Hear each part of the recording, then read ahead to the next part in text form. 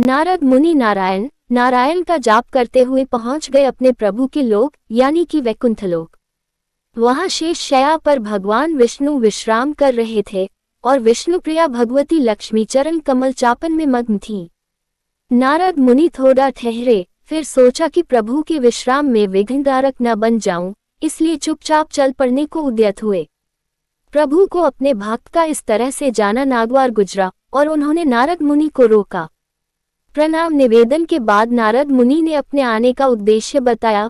प्रभु, धरती पर इंसान त्राही त्राही कर रहे हैं। हर जगह भूखमरी, महामारी, विस्फोट, गरीबी जैसे रावण अपने 10 मुंह खुले इंसानों को अपनी उद्राग्नि में भस्म करने को तैयार खड़े हैं। प्रभु, आप तो प्रत्येक युग में इंसानों की रक्षा के लिए धरती पर अवतरित होते हैं, फिर कलयुग आपके स्नेह से वंचित क्यों हैं? देवर्षि, हम कलयुग में भी मृत्युलोक पर अवतरित होंगे, पर अभी सही वक्त नहीं आया है। कलयुग को थोड़ा सा इंतजार और करना होगा, भगवान ने सांत्वना देते हुए कहा। प्रभु, तब तक तो देर हो जाएगी, धरती नष्ट हो जाएगी, आपको अभी ही कुछ करना होगा। पर नारद मुनि भी जानते हैं कि प्रभु ब्रह्मा जी के बनाए नियम में उलटफेर नहीं कर सकते। वे अपने निश्चित वक्त पर ही अवतरित होंगे, लेकिन समस्या का समाधान भी जरूरी है। आज्ञा लेकर भगवती ने निवेदन किया कि तब तक वो और गणेश जी धरती पर जाकर मनुष्यों को धन और बुद्धि दे आते हैं, जिससे कुछ हद तक तो उनके संकटों का निवारण हो जाएगा। ब्रह्मा जी को भी इस प्रस्ताव पर कोई खास आपत्ति नहीं हुई, बस उन्होंने इतना भर कहा कि सब कुछ ठीक नहीं करना, क्योंकि तब प्रभु का अवतार कैसे होगा? प्रभु का अवतार नहीं होगा तो विधाता के लेख में खामी आ जाएगी, फिर मृत्युलोकवासी उनके कृति को अमित नहीं कह सकेंगे।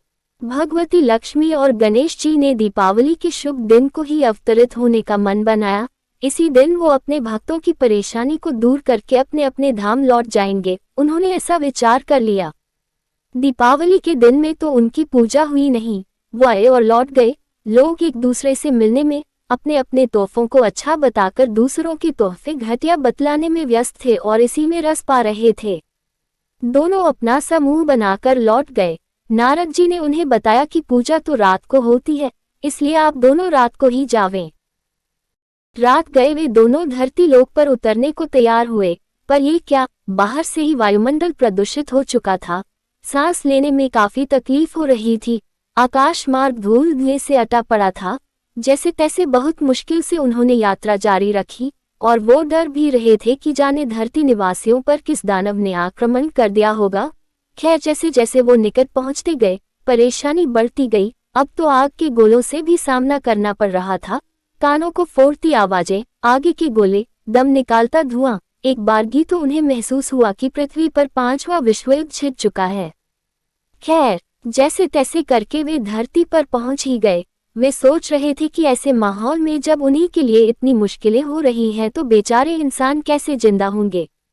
पर धरती पर आकर पता चला कि ये सारा तमाशा इंसानों ने खुद ही खड़ा किया है।